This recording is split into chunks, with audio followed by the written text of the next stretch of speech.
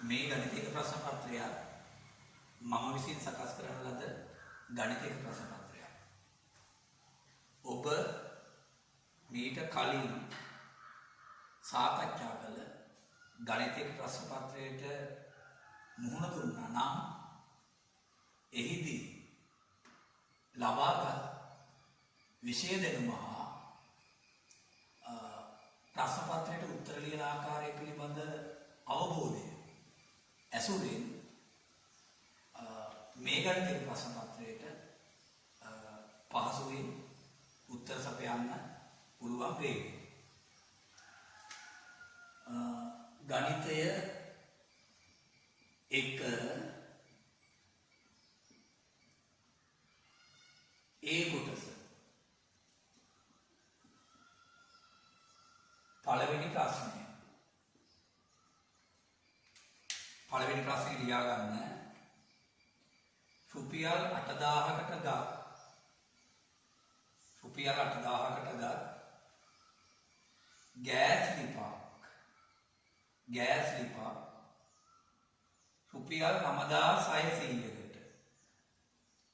රුපියල් 9600කට විකුණන ලදී. ලබන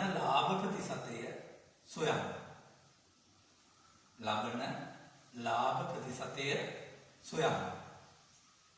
මේ ප්‍රශ්නය සම්පූර්ණ කරනකොට ගෑස් ලිප ගත් මුදල රුපියල් 8000.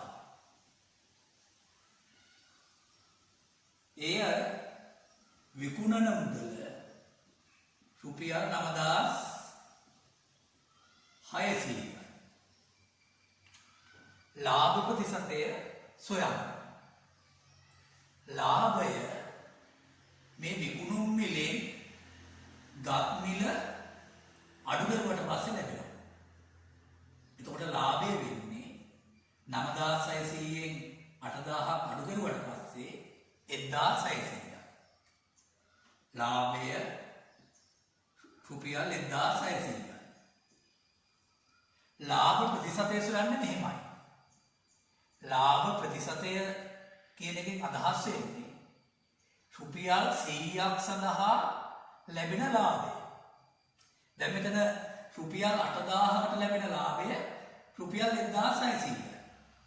එතකොට රුපියල් 8000කට ලැබෙන ලාභය රුපියල් 1600 නම් රුපියල් 100කට ලැබෙන ලාභය කොපමණද? මම මෙතන ප්‍රතිශතය කියලා සංකේතය දානවා. දැන් මේ බිඳු දෙකට මේ බිඳුව කැපෙනවා ලවයන් තරයක් 100න් බෙදුවා. මේ බිඳුව කැපෙනවා ලවයන් තරයක් 10න් බෙදුවා. 160 බෙදන්න ඕන 8න් 16ට 8 වරක් 2යි බිඳුවට 8 වරක් 0යි 100ට 20යි. දෙවන ප්‍රශ්නය වම් පැත්ත කෙළවරෙන් දෙවෙනි ප්‍රශ්නයට අංකය දාලා ඉදිරියෙන් මේ වෙන රූපය දෙන්න. මේ අවස්ථාවට සර්වත්‍ර කුලකය මේ එහි උපකුලක දෙකක් තියෙනවා. එකක් A කුලකය අනික B කුලකය. මෙතන 6 2 4 8 මෙතන 3 9 අංකයෙන් පටන් ගන්න ප්‍රශ්නේ ලියන්න.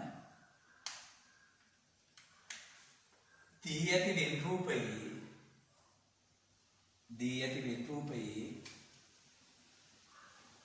A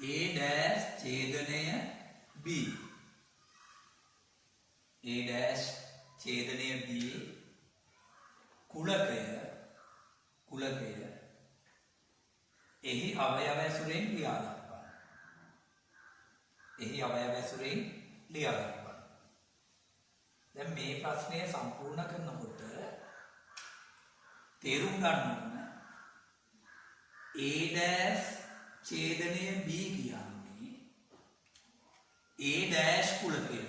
ඒ කියන්නේ A කුලකයේ කුලකම කුලකය. B කුලකයටයි පොදු අවයව ටික ලබා ගන්නවා.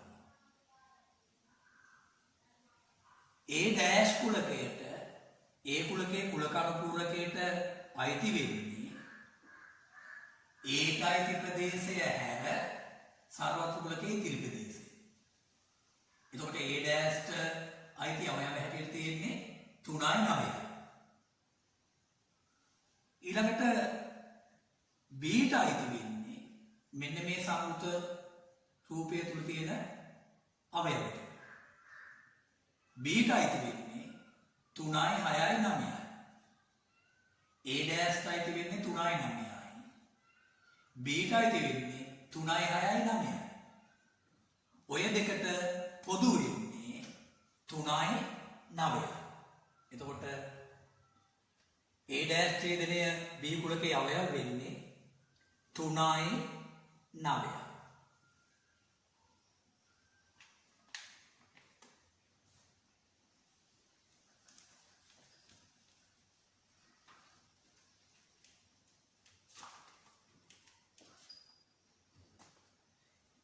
ඊළඟට තුන්වෙනි ප්‍රශ්නය. තුන්වෙනි ප්‍රශ්නෙට වම් පැත්තේ කෙළවරෙන් අංකය දාලා ඉදිරියෙන් මේ රූපය අරගෙන.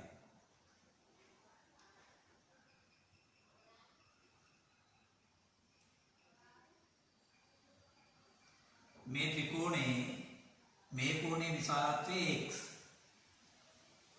මේ කෝණයේ විශාලත්වය 2x. මේ කෝණයේ විශාලත්වය 3x.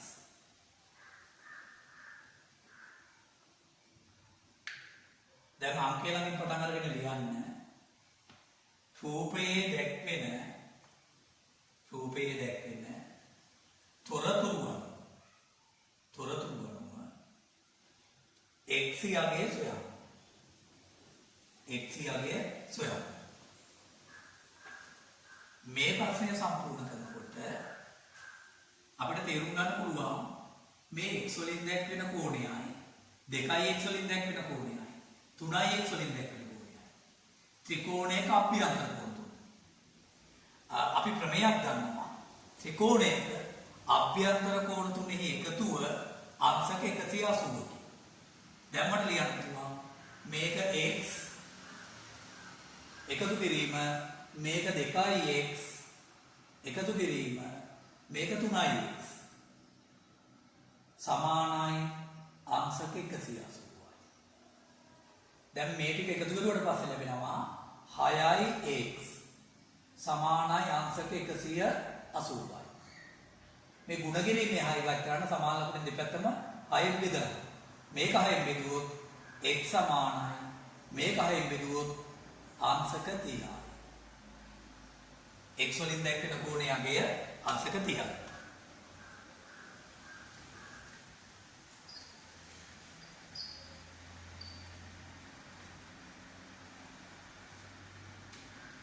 හතරවෙනි ප්‍රශ්නය ලියා ගන්න. log x පාදයට 16 සමානයි 4 නම් log x පාදයට 16 සමානයි 4 නම් x යගේ සොයන්න. මේ ප්‍රශ්නය සම්පූර්ණ කරනකොට මේ ලඝු ගණක ආකාරය දර්ශකාකාරයෙන් ප්‍රකාශ කෙරුවොත් අපිට පුළුවන් x අඩංගු සමීකරණයක් ලබා ගන්න. දැන් මේ ලඝු ගණක ආකාරය දර්ශකාකාරයෙන් ප්‍රකාශ කරන්නේ මෙහෙමයි.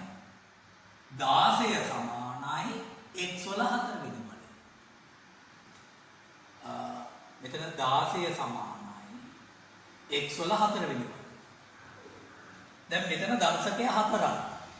මම මේ 16ක් දර්ශකය 4 වෙලා තියෙන ප්‍රකාශනයක් හැටියට කියනවා.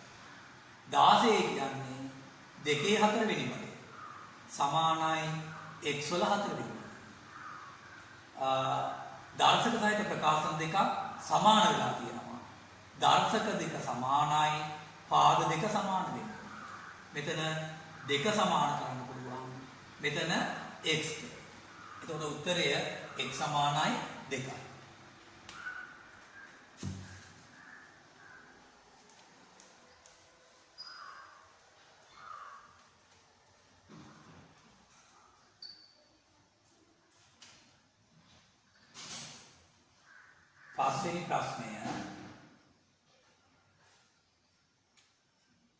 පස්වෙනි ප්‍රශ්නය ලියා ගන්න.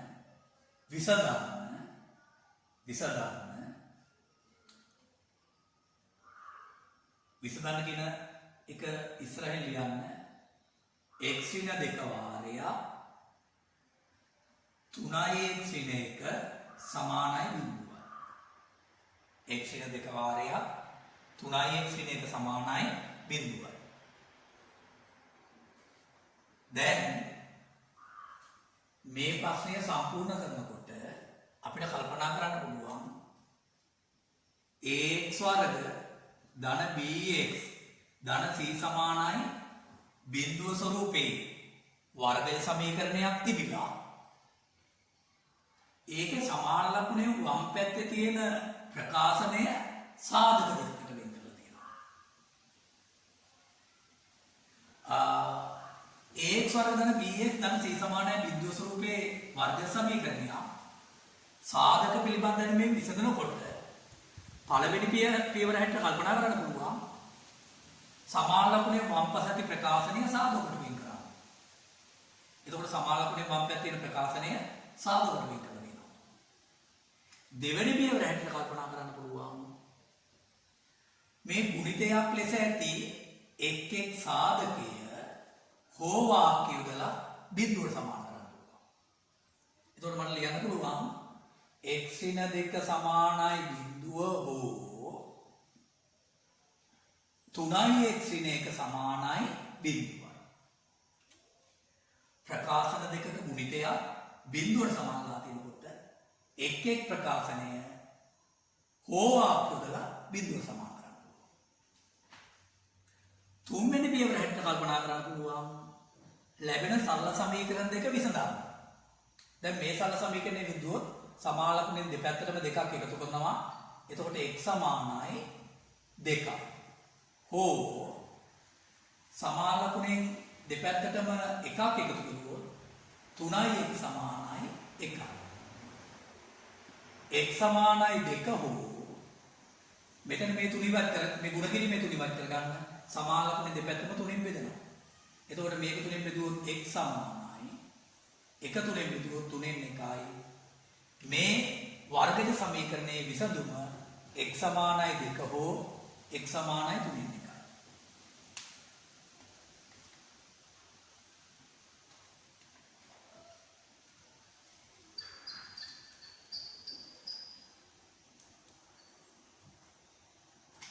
හයවෙනි ප්‍රශ්නය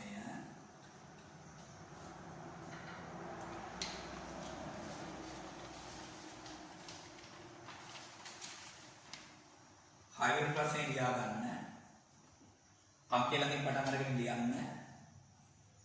3x ධන 2 කුඩා හෝ සමානයි 11යි. 3x ධන 2 කුඩා හෝ සමානයි 11යි. අසමානතාව සපුරාලන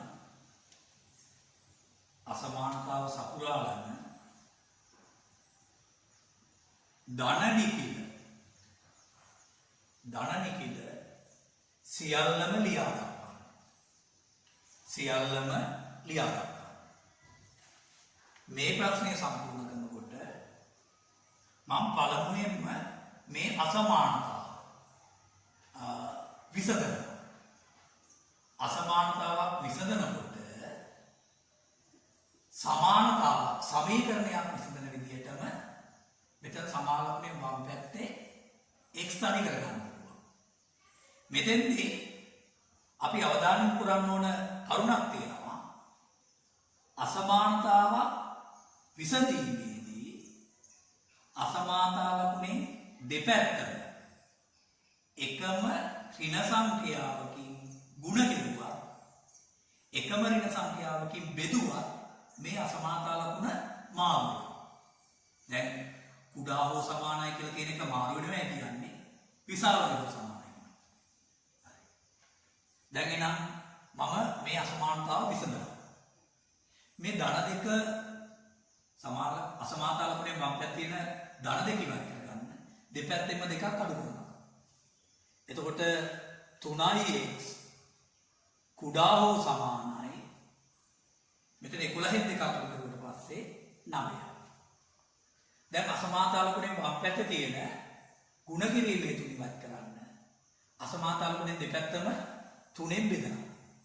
මේ පැත්ත 3ෙන් බෙදුවොත් x කුඩා හෝ සමානයි 9 3ෙන් බෙදුවොත් 3යි. මෙතන අසමානතා ලකුණෙන් දෙපැත්තම එකම ඍණ සංඛ්‍යාවකින් ගුණ කිරීමක් හෝ බෙදීමක් සිදුුනේ නැහැ. ඒක නිසා අසමානතා ලකුණ මාරුනේ නැහැ. දැන් මේ අසමානතාවයේ විසඳුම වෙන්නේ x වලට ගන්නේ 3ත් එක්ක ඊට වඩා කුඩා ගයක්. x වලට 3ත් එක්ක ඊට වඩා කුඩා ගයක් ගන්නකොට සංඛ්‍යා රේඛාව මතක් කරගත්තොත්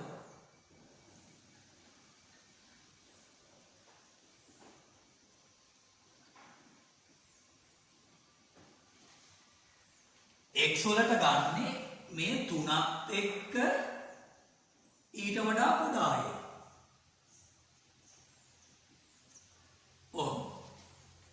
එතකොට x වලට 3ත් එක්ක ඊට වඩා කුඩාය වගනකොට මෙතන අපිට අවශ්‍ය වෙන්නේ මේ අසමානතාව සපුරා ගන්න ධන නිකුත ටික. 3ත් එක්ක ඊට වඩා කුඩා ධන නිකුත ධන පූර්ණ සංඛ්‍යා හැටියට තියෙන්නේ 1යි 2යි 3යි. එහෙනම් මේ අසමානතාව සපුරා ගන්න ධන නිකුත ටික 1යි 2යි 3යි.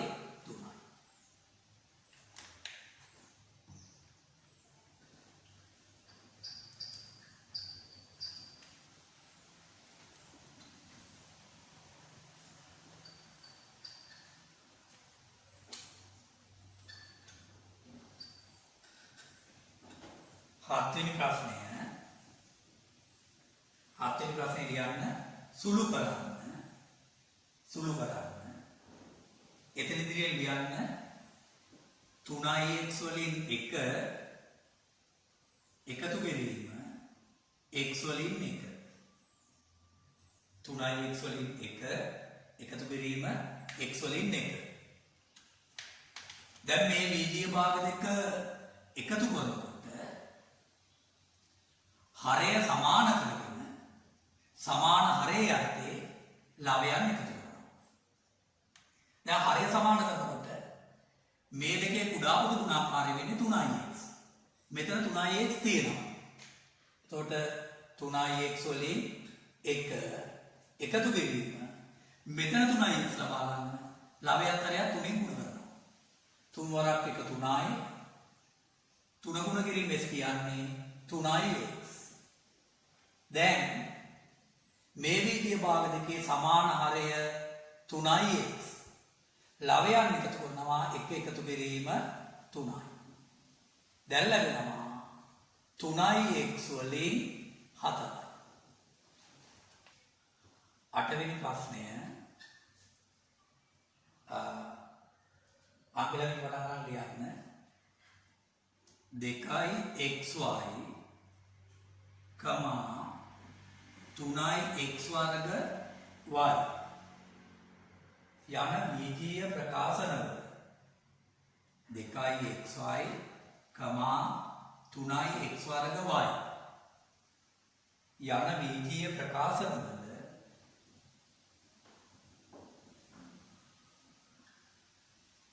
කුඩා පොදු ගුණාකාරය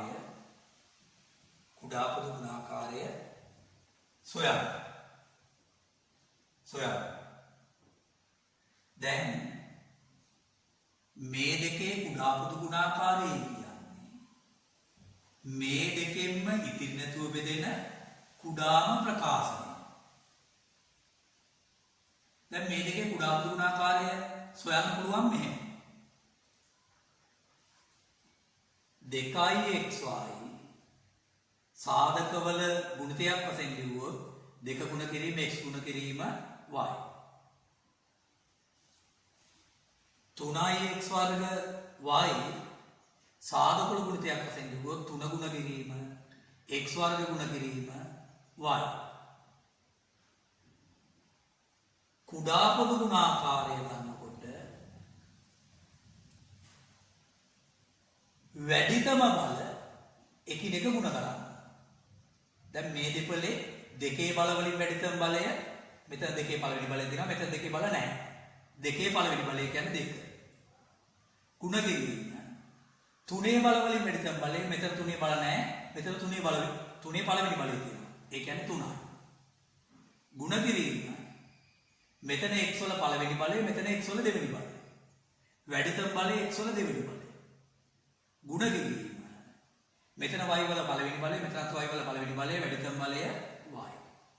එතකොට උත්තරේ ලැබෙනවා 2 වරක් 3 6යි x වර්ග y මේ දෙකේ කුඩා පොදු ගුණාකාරය. මේ දෙකෙම බෙදෙන කුඩාම ප්‍රකාශනය 6යි x වර්ග y.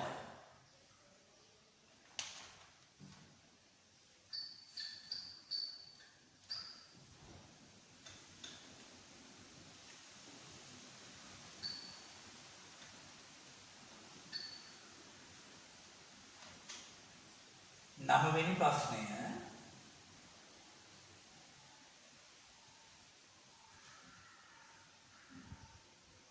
නවවෙනි ප්‍රශ්නෙට අංකය දාලා අංකය ළඟ ඉඳලා ලියන්න. එකේ සිට පහතේ එකේ සිට පහතේ අංකයෙහි සර්ව සම කාඩ් පත් පහකි. සර්ව සම කාඩ් පත් පහකි. සසම්භාවී ලෙස කාඩ් පතක්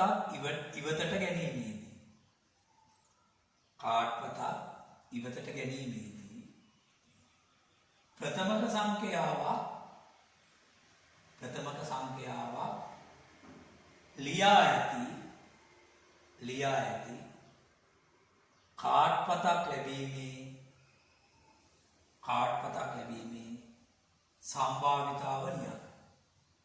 සම්භාවිතාව ලියන්න. දැන් මෙතන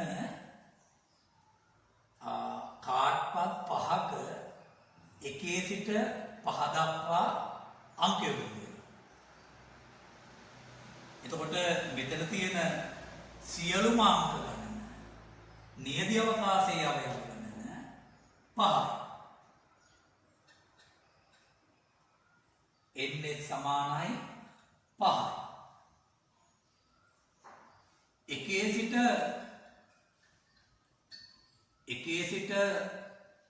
5 දක්වා අංක යොදුවට පස්සේ මෙතන තියෙන ප්‍රථම කාංක ඒ කියන්නේ එකිනෙකට නම් සාධක දෙකක් පමණක් ඇති සංඛ්‍යාව.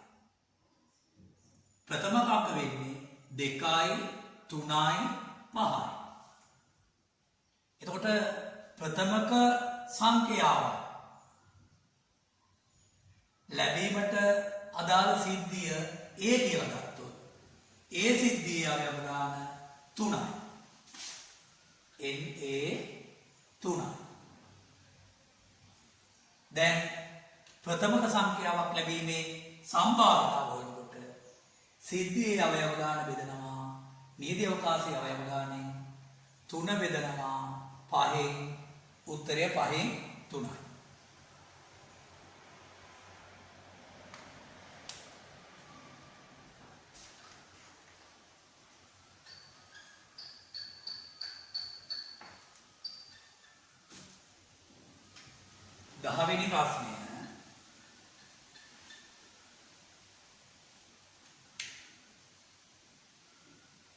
දහවෙනි ප්‍රශ්නය අංක ළඟ දැන් ලියන්න. x මිනිසුන් 4 දෙනෙකුට දින 3ක් ගත වේ. එක්තරා වැඩක් නිම කිරීමට මිනිසුන් 4 දෙනෙකුට දින 3ක් ගත වේ. දින දෙකකදී එම වැඩය නිම කිරීමට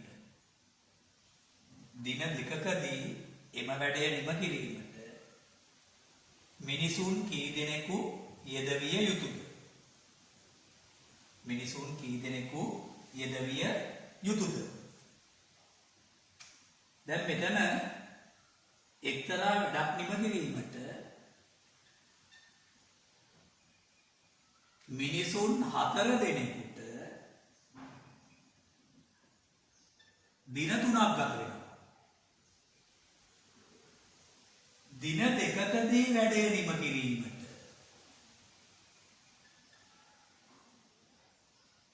අවශ්‍ය මිනිසුන් ගණන සොයන්න. දින දෙකකදී වැඩේ නිම කිරීමට අවශ්‍ය මිනිසුන් ගණන මම x කියලා සිතනවා. එතකොට මෙතන දින ගණන අඩු වෙනවා. දින ගණන අඩු වෙනකොට යොදවන්න ඕන මිනිසුන් ගාන වැඩි වෙනවා. මේ රාශිය අඩු වෙනකොට මේ රාශිය වැඩි වෙනවා. මෙතන තියෙන ප්‍රතිලෝම සමානුපාතය. දැන් එතකොට මට සමානුපාතය ලියන්න පුළුවන්. x අනු 4 සමානයි 3 අනු 2. දැන් මේ ප්‍රතිලෝම සමානුපාතවලදී මෙතන වැඩි අගය x මුලින් ලියුවා. අඩු අගය 4 ඊළඟට සමානයි. මෙතන වැඩි අගය වෙන්නේ 3 මුලින් ලියුවා. අනු ඊළඟට මෙතන අඩු අගය 2 ඊළඟට. දැන් එහෙනම් මෙන්න මේ සමානුපාතය පාවිච්චි කරලා x වලට අගයක් වෙනවා. x කියලා ගත්තේ මේ වැඩය දින දෙකකදී නිම කිරීමට අවශ්‍ය මිනිසුන් ගන්න. එතකොට x අනු 4 සමානයි 3 අනු 2යි. මේ අනුපාතයේ භාගයක් වශයෙන් ලියුවොත් x බෙදීම 4 සමානයි 3 බෙදීම 2යි. දැන් සමාලකුණෙන් මම පැත්තේ x තනි කරගත්තොත් මේ බෙදීම 4 ඉවත් කරන්න සමාලකුණෙන් දෙපැත්තම 4ෙන් ගුණ කරනවා. මේ පැත්ත 4ෙන් ගුණ කරුවම x සමානයි 3 ගුණ කිරීම 4 බෙදීම 2යි. x සමානයි මිනිසුන් 3 වරක් 4 10 12 දෙකෙන් බෙදුවා 6යි.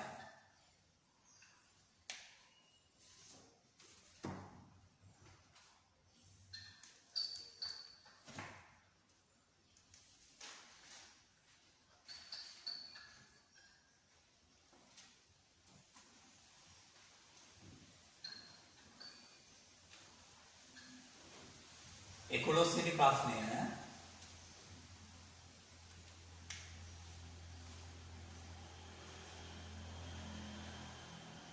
අංක ළඟට ලියන්න. වර්ගමූල 3 සමානයි 1.732 නම් වර්ගමූල 3 සමානයි 1.732 නම් වර්ගමූලය 12 හි වර්ගමූලය 12 හි අගය සොයන්න. දැන් මෙතන මේ වර්ගමූල 12 මම ප්‍රකාශ කරගන්නවා. 12 ප්‍රකාශ කරගන්නවා. වර්ගමූලය ගන්න 3 සහ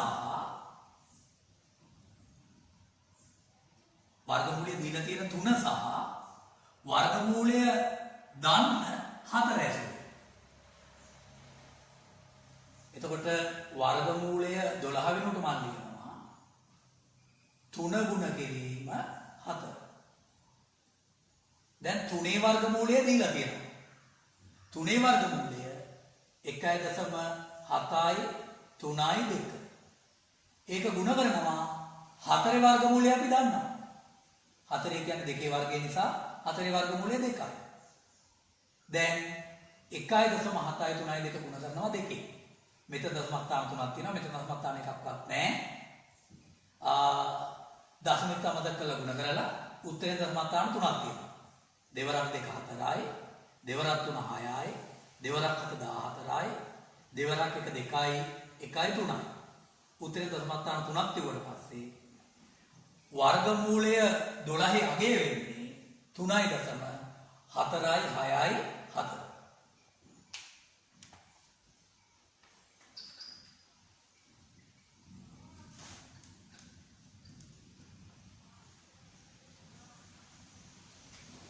දොළොස්වෙනි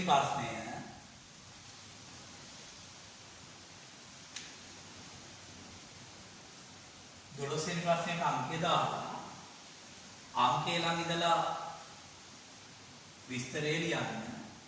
ඉදිරියේ මේ රූපය මේ වගේ ත්‍රිකෝණ දෙකක් තියෙනවා.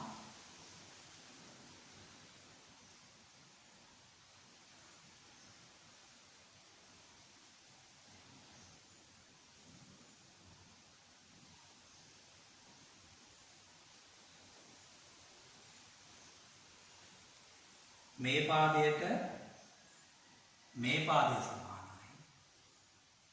මේ පාදයට මේ පාදය සමානයි. මේ කංශක 50යි. මේ කංශක 70යි. මේ කංශක 60යි. මේක A, මේක B, මේක C. X, Y, Z, P, Q, R. අංකේ ළඟ ඉඳලා ලියා ගන්න. X, Y, Z හා X, Y, Z හා P, Q, R. P, Q, R ත්‍රිකෝණ අංග සම වේ. ත්‍රිකෝණ අංග සම වේ. දී ඇති තොරතුරු අනුව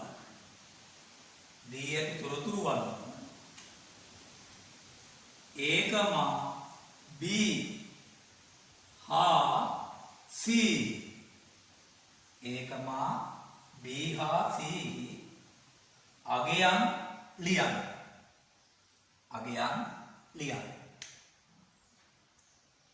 දැන් මේ ත්‍රිකෝණ දෙක අංග සම වෙනවා. ත්‍රිකෝණ දෙක අංග සම වෙනකොට මේකේ අංග 6 මේකේ අංග 6ට සමානයි. දැන් මේ ත්‍රිකෝණ දෙක අංග සම නිසා මේකේ අංග 6 මේකේ අංග 6ට සමානයි. පාද තුනට පාද තුන සමාන වෙනවා. කෝණ තුනට කෝණ තුන සමාන වෙනවා. දැන් මට පුළුවන් A වලයි B වලයි C වලයි අගය සොයනකොට මේ ත්‍රිකෝණයේ කෝණ තුනට මේ ත්‍රිකෝණයේ කෝණ තුන සමාන වෙනවා. එතකොට මෙහිමයි කල්පනා කරන්න. A කියන්නේ මේ ඉරි කෑලි එකක් ගහලා තියෙන පාදෙ ඉස්සරහින් තියෙන කෝණය. එතකොට ඒ සමාන වෙන්නේ මේකේ ඉරි කෑලි එකක් ගහලා තියෙන පාදෙ ඉස්සරහින් තියෙන කෝණය අංශක 70. ඊළඟට B කෝණය ගත්තට පස්සේ B සමානයි. B කියන්නේ මේ සංකේතයක් යොදලා නැති පාදෙට ඉස්සරහින් තියෙන කෝණය.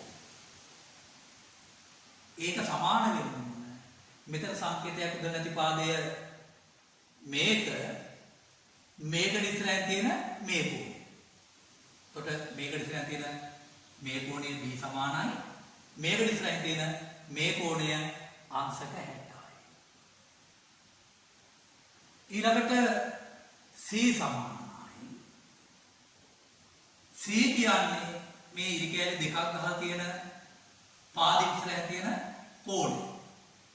ඒක සමාන වෙනවා. මෙතන ඉරි කෑලි දෙකක් ගහලා තියෙන පාදින් ඉස්සරහ තියෙන කෝණයට C සමානයි අංශක 50.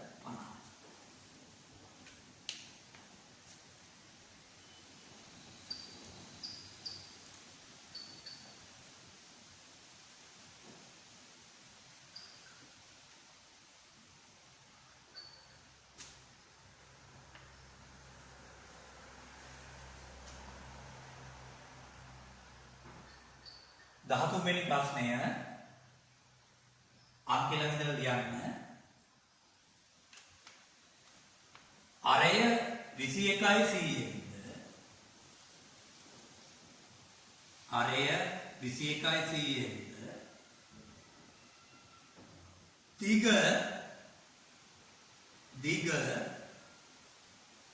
1යි mද? ඒ කියන්නේ මීටර 1යි mද? භූ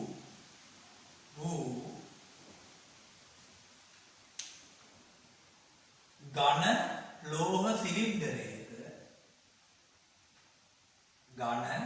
ලෝහ සිලින්ඩරයක මුළු පෘෂ්ඨ වර්ගඵලය සොයන්න.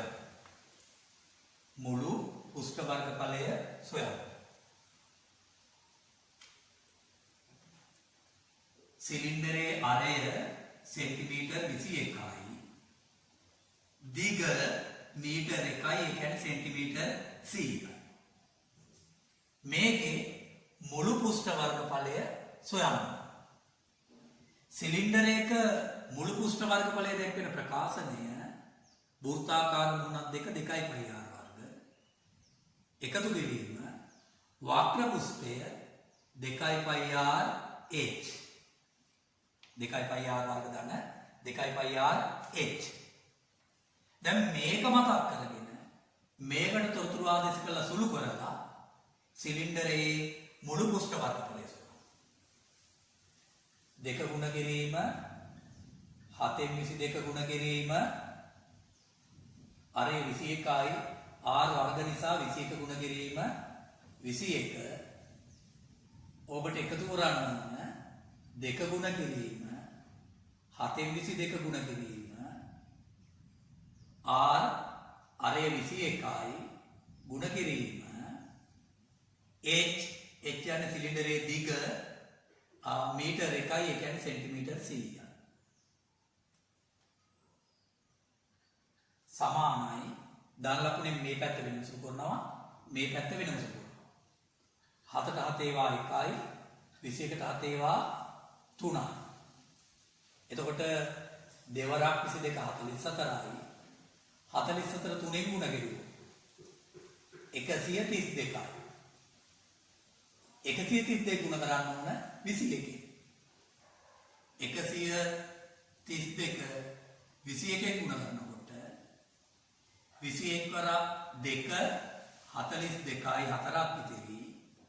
21 වරක් 3 63යි. 63යි 4යි 67යි 6ක් ඉතිරි. 21 වරක් 1 21යි 21යි 6යි 27යි. 2772යි. 2872යි. එකතු කිරීම මෙතන 7 වරක් 1යි 7 වරක් 3යි. දෙවරක් 22 44යි. 44 3ෙන් ගුණ කෙරුවොත් 132යි. 132 100ෙන් ගුණ කරනකොට 132 ලියලා අගට බිංදු දෙකක් දාන්න. දැන් මෙයාගේ අන් දෙක එකතු කරනවා. 2යි බිංදුවයි 2යි 7යි බිංදුවයි 7යි 7යි 2යි 9යි 2යි 3යි 5යි. ඊළඟට 1යි මේක වර්ග සෙන්ටිමීටර්. උත්තරය 15972යි වර්ග සෙන්ටිමීටර්.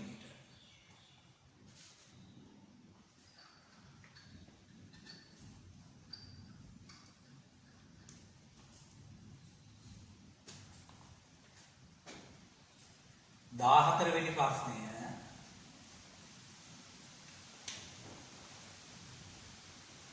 14 වෙනි ප්‍රශ්නයට අංකය දාලා අංකේ ළඟ ඉඳලා විස්තරය ලියන්න.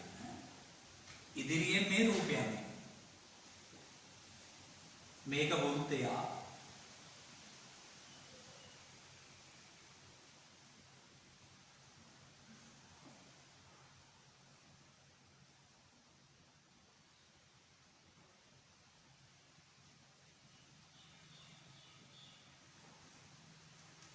A, B, C, D, E.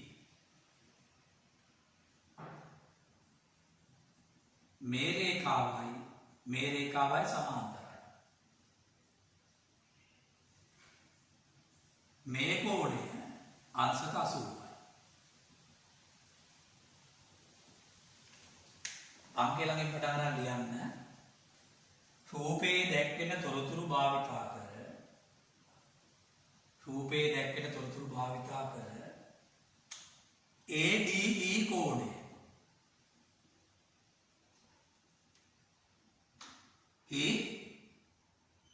ADE කෝණය විශාලත්වය සොයන්න. ADE කෝණය මෙන්න මේ කෝණය. මේ කෝණයේ විශාලත්වය සොයන්න.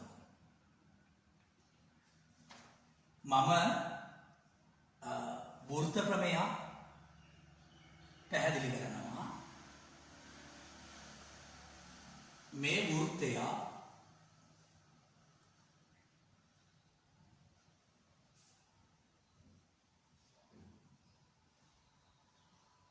මේ චතුරස්‍රයේ ශීර්ෂ 4 වෘත්තයක් මත පිහිටනවා.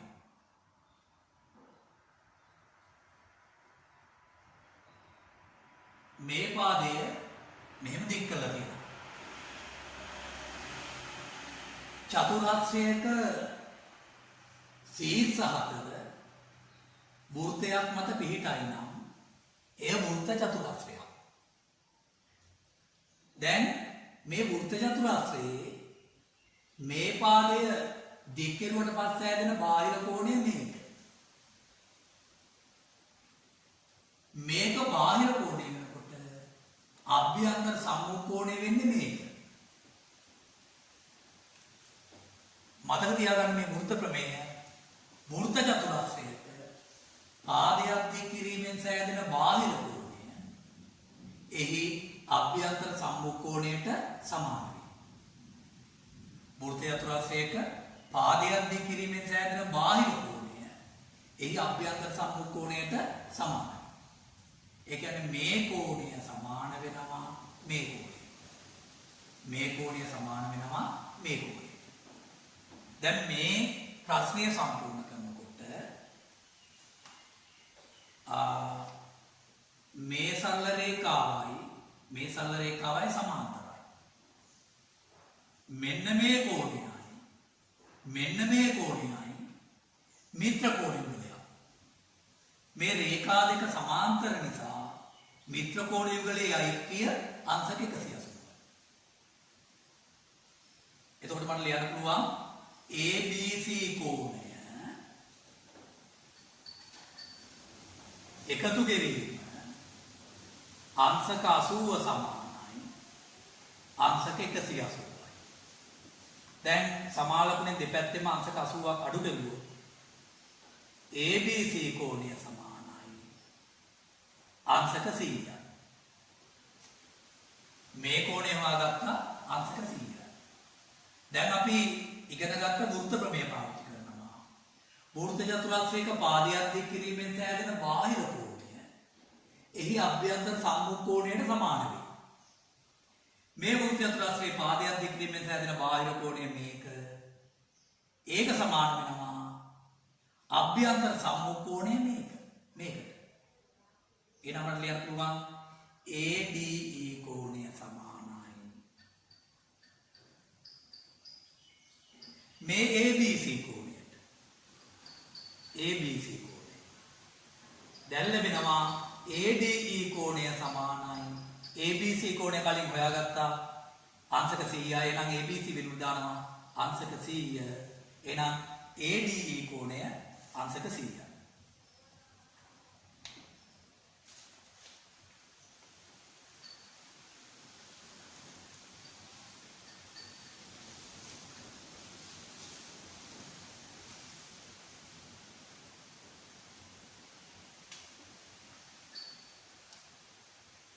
පහළොස්වෙනි ප්‍රශ්නය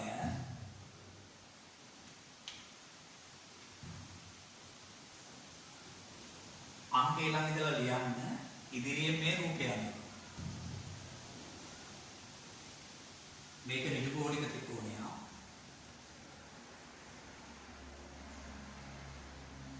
ABC මේ කෝණය අංශක 90යි. මේක නිරුකෝණය. මේ කෝණය අංශක 35යි. මේ පාදය මීටර් 20යි.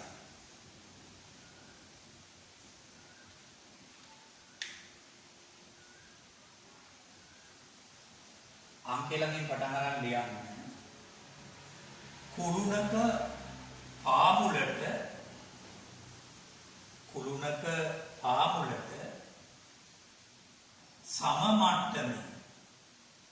සම මට්ටමේ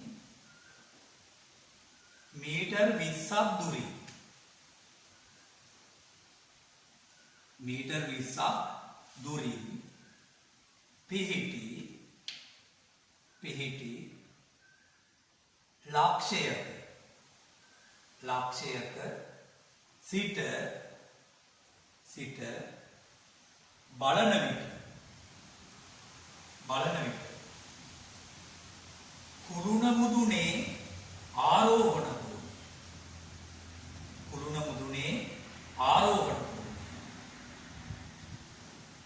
අංශක 35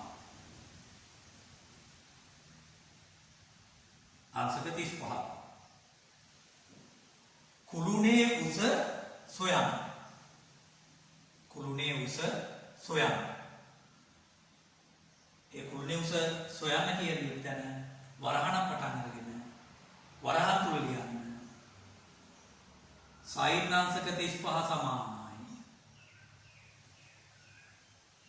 0.5736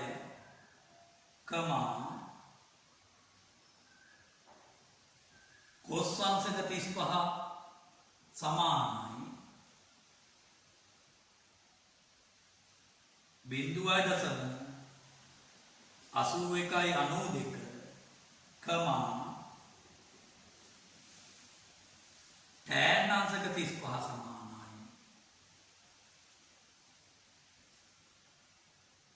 0.70.02 සොයන්න කියන දේ වරණක් පටන් ලියන්න.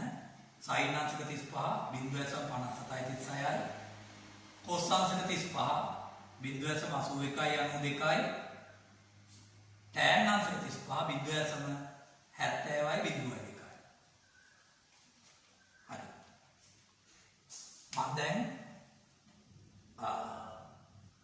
මේ ගන්න හදන්න අවශ්‍ය වටපිටාව සකස් කරලා මේ ගන්න සාකච්ඡා කරන්න ගන්නවා.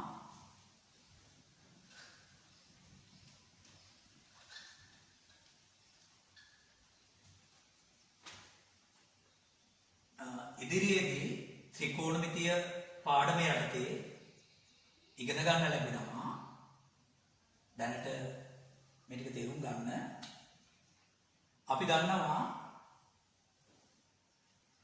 එක් කෝණයක් ඍජු කෝණයක් වන ත්‍රිකෝණය ඍජුකෝණික ත්‍රිකෝණයක්.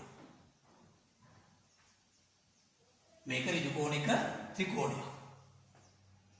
ඍජුකෝණික ත්‍රිකෝණයක ඍජුකෝණෙට ඉදිරියෙන් තියෙන පාදය කර්ණය. අනෙක් පාද දෙක ඍජුකෝණයට අඩු පාද දෙක. දැන් මේ ඍජුකෝණික ත්‍රිකෝණයේ මේ පාදයේ දිග සිම්පල් A කියලා ගත්තොත් මේ පාදයේ දිග සිම්පල් B කියලා ගත්තොත් මේ පාදේ දිග සිම්පල් C කියලා ගත්තොත් කර්ණයේ දිග C ඍජු කෝණයේ අඩංගු පාදකයේ දිග A සහ B. පයිතගොරස් ප්‍රමේය අර්ථය අපි ඉගෙනගෙන තියෙනවා ඍජු කෝණික ත්‍රිකෝණයක කර්ණය මත ඇති සමචතුරාස්‍රයේ වර්ගඵලය එහි ඉතිරි පාද දෙක මත ඇති සමචතුරාස්‍රවල වර්ගඵලයන්ගේ එකතුවට සමාන වේ. ඒ පයිතගොරස් ප්‍රමේය ගණිතමය ආකාරය ගන්නකට යොදන විදිය අපිට ලියා දක්වන්න පුළුවන්. ඍජු කෝණික ත්‍රිකෝණයක කර්ණයේ වර්ගය C වර්ග සමානයි. අනෙක් පාද දෙකේ වර්ගවල එකතුව A වර්ග ධන B වර්ග.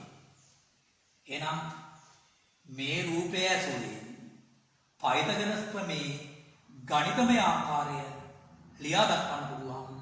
C වර්ග සමානයි A වර්ග ධන B වර්ග.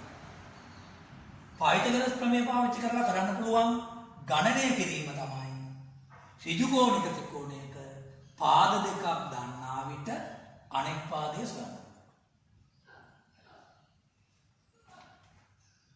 එතකොට අපි දන්නවා ඍජු කෝණික ත්‍රිකෝණයක ඍජු කෝණයට ඉදිරියෙන් තියෙන පාදය කර්ණය.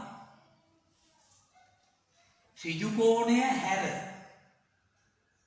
වෙන ඕනෑම කෝණයක් තෝරාගත් විට දැන් මේ කෝණය θීටා කියලා තෝරගත්ත කියලා හිතන්න.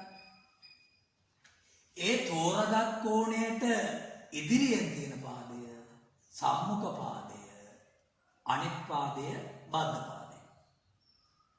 දැන් මේ රූපේ දිහා බලාගෙන මට කියන්න පුළුවන් θීටා කියන කෝණය තෝරගත්තොත් සම්මුඛ පාදය වෙන්නේ B, බද්ධ පාදය වෙන්නේ A, කර්ණය වෙන්නේ C. දැන් මේ කෝණය තෝරගත්තොත් මම මේක අල්පා කියලා දක්වන්නම්. මේ කෝණය තෝරගත්තොත් සම්මුඛ පාදය A, බද්ධ පාදය B, කර්ණය C. තෝරගන්න කෝණය අනුව සම්මුඛ පාදයයි බද්ධ පාදයයි වෙනස් වෙනවා. කුමන කෝණය තෝරගත්තත් කර්ණය වෙනස් වෙන්නේ නැහැ. ඍජු කෝණික ත්‍රිකෝණයක පාද තුන අතර සම්බන්ධයක් දැක්වෙනවා පයිතගොරස් ප්‍රමේයයෙන්. ඍජු කෝණික ත්‍රිකෝණයක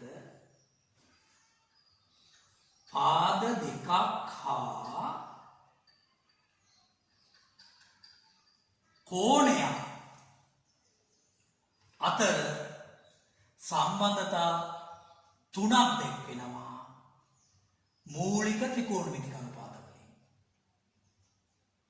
ඍජු කෝණික ත්‍රිකෝණයක පාද තුන අතර සම්බන්ධයක් කියවෙනවා පයිතගොරස් ප්‍රමේයයෙන්. ඍජු කෝණික ත්‍රිකෝණයක පාද දෙකකුයි කෝණයකුයි අතර සම්බන්ධතා තුනක් කියවෙනවා මූලික ත්‍රිකෝණමිතික අනුපාත වලින්. මම දැන් මූලික ත්‍රිකෝණමිතික අනුපාත තුන ලියා දක්වනවා. පළවෙනි එක තමයි sin. ඒ කියන්නේ අපි තෝරගන්න කෝණේ sin සමානයි සම්මුඛ පාදය බෙදීම කර්ණය. දෙවෙනි එක තමයි cosine. ඒ කියන්නේ අපි තෝරගන්න කෝණේ cos අගය. cosine සමානයි බද්ධ පාදය බෙදීම කර්ණය. තුන්වෙනි එක තමයි tangent. ඒ කියන්නේ අපි තෝරගන්න කෝණේ tan.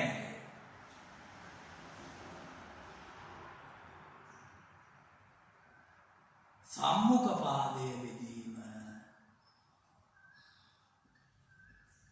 බද්ධ පාදය. මූලික ත්‍රිකෝණමිතික අනුපාත තුන පළවෙනි එක සයිනය සයින් සම්මුඛ පාදය බෙදීම කර්ණය. දෙවෙනි කෝසයිනය කොස් බද්ධ පාදය බෙදීම කර්ණය. තුන්වෙනි එක ටැන්ජන්ටය ටෑන් සම්මුඛ පාදය බෙදීම බද්ධ පාදය. මම කිව්වා පයිතගරස් ප්‍රමේය පාවිච්චි කරලා කරන්න පුළුවන් ගණනය කිරීම තමයි ඍජුකෝණික ත්‍රිකෝණයක පාද දෙකක් ගන්නා විට අනෙක් පාදය සොයන්න පුළුවන්. ත්‍රිකෝණමිතික අනුපාත පාවිච්චි කරලා ගණනය කිරීම දෙකක් කරන්න පුළුවන්. එකක් තමයි ඍජුකෝණික ත්‍රිකෝණයක කෝණයකුයි පාදයකුයි ගන්නා විට තවත් පාදයක් ගන්න පුළුවන්. අනෙක තමයි ඍජුකෝණික ත්‍රිකෝණයක පාද දෙකක් ගන්නා විට කෝණයක් ගන්න. මම කිව්වා පයිතගරස් ප්‍රමේය පාවිච්චි කරලා කරන්න පුළුවන් ගණනය කිරීම ඍජුකෝණික ත්‍රිකෝණයක පාද දෙකක් ගන්නා විට අනෙක් පාදය සොයන්න පුළුවන්. ත්‍රිකෝණමිතික අනුපාත පාවිච්චි කරලා ගණනය කිරීම දෙකක් කරන්න පුළුවන්. එකක් තමයි ඍජුකෝණික ත්‍රිකෝණයක කෝණයකුයි පාදයකුයි ගන්නා විට තවත් පාදයක් සොයන්න පුළුවන්. අනෙක තමයි ඍජුකෝණික ත්‍රිකෝණයක පාද දෙකක් ගන්නා විට කෝණයක් සොයන්න පුළුවන්. මම දැන් මේ රූපයේ දැක්වෙන ඍජුකෝණික ත්‍රිකෝණයේ මෙතන කර්ණය දක්වලා තියෙනවා C කියලා. ඍජුකෝණයට අනුපාත දෙක දක්වලා තියෙනවා A සහ B කියලා. මේ කෝණය දක්වලා තියෙනවා θ කියලා. sin θ, cos θ, tan θ ලියා ගන්නවා.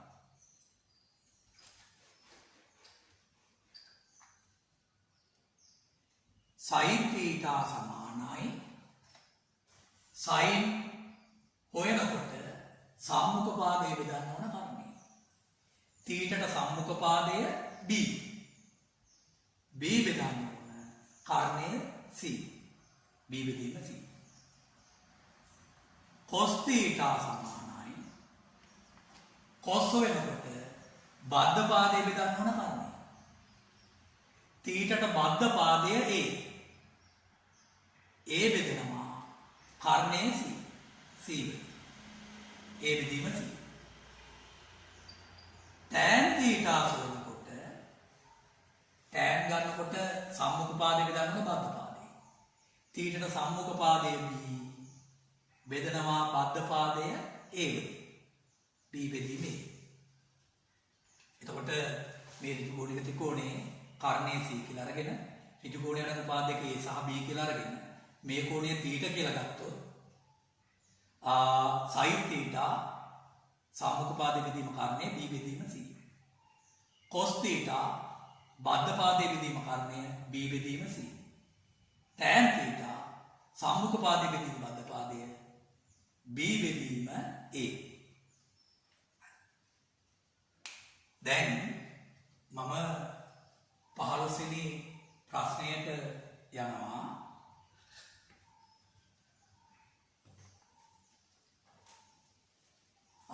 මේ 15 වෙනි ප්‍රශ්නය සම්පූර්ණ කරනකොට කුළුණක පාමුලට සම මට්ටමේ සිට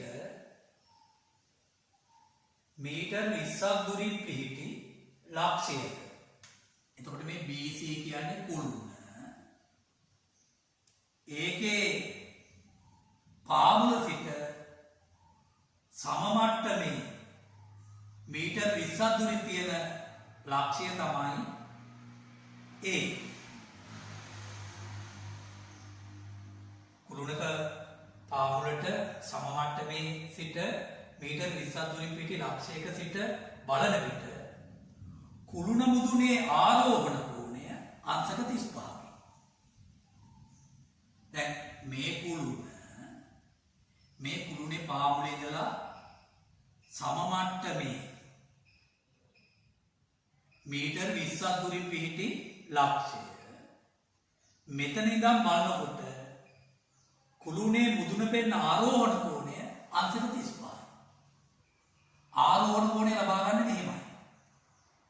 පහළ ලක්ෂයක සිට ඉහළ ලක්ෂයක් දෙස බලනකොට බලන ලක්ෂය හා ඇසයා කරන රේඛාව මෙතන තමයි ඇහැ තියෙන්නේ.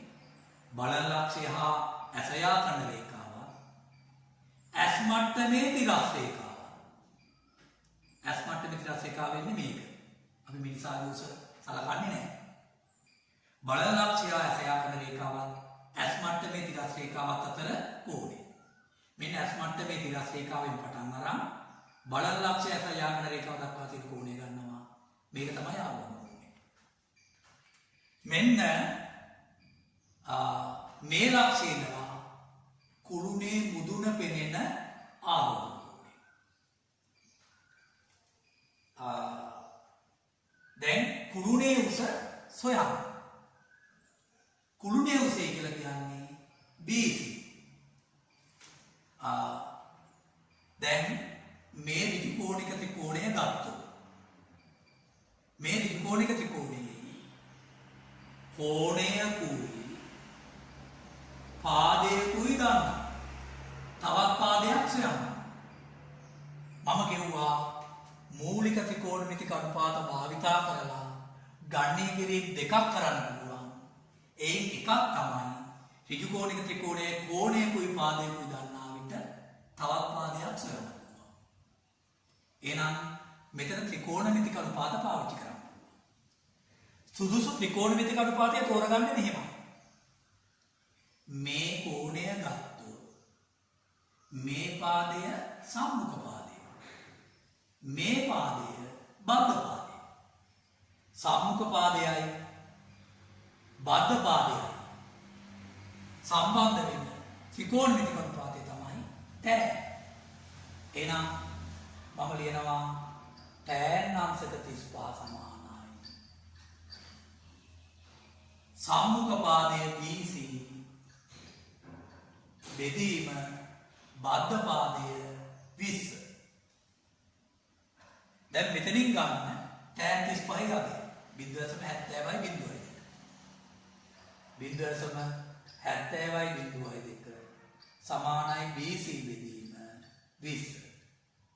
දැන් සමාලකුණෙන් දෙපැත්ත 20න් ගුණ කෙරුවොත් 0.70යි 0.2 ගුණ කිරීම 20 සමානයි BC. දැන් මෙතන දශම ස්ථාන 4ක් තියෙනවා. මෙතන දශම ස්ථාන නැහැ. දශමික අමතක කරලා 7002 20න් ගුණ කරලා උත්තරෙන් දශම ස්ථාන 4ක් තියෙනවා.